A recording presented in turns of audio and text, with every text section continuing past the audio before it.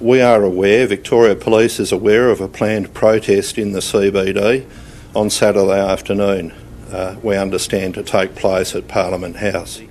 In response to the Black Lives Matter movement and recent events in the USA, following the tragic death and alleged murder of Mr George Floyd.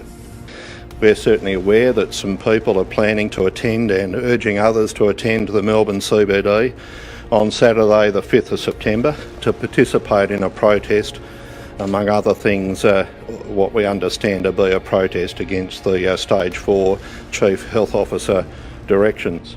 The key object of our engagement with the organisers of the protest is to work with them to find a way for the protest to be conducted as safely as possible.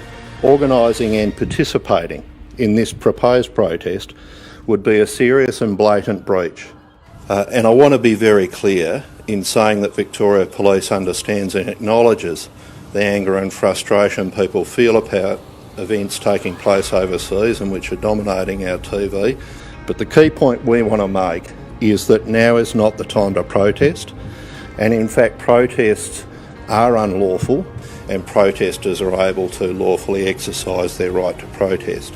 So we want you to know that we're prepared to take action to put a stop to this, and we've done that this morning through taking appropriate enforcement action already. This morning we arrested a 76-year-old Windsor male following the execution of a search warrant, and he has been charged with the offence of incitement.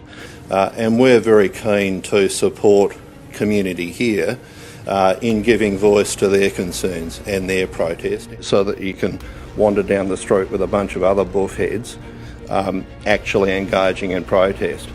And selfish minority of foolish people, it's just crazy, it's batshit crazy nonsense. We actually much prefer to work with community, to support the community. The current situation is very different from what was in play when Black Lives Matter occurred.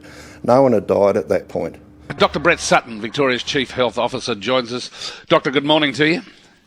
How are you? Good. Million questions. First, is it still the case that we've had no coronavirus deaths in Victoria?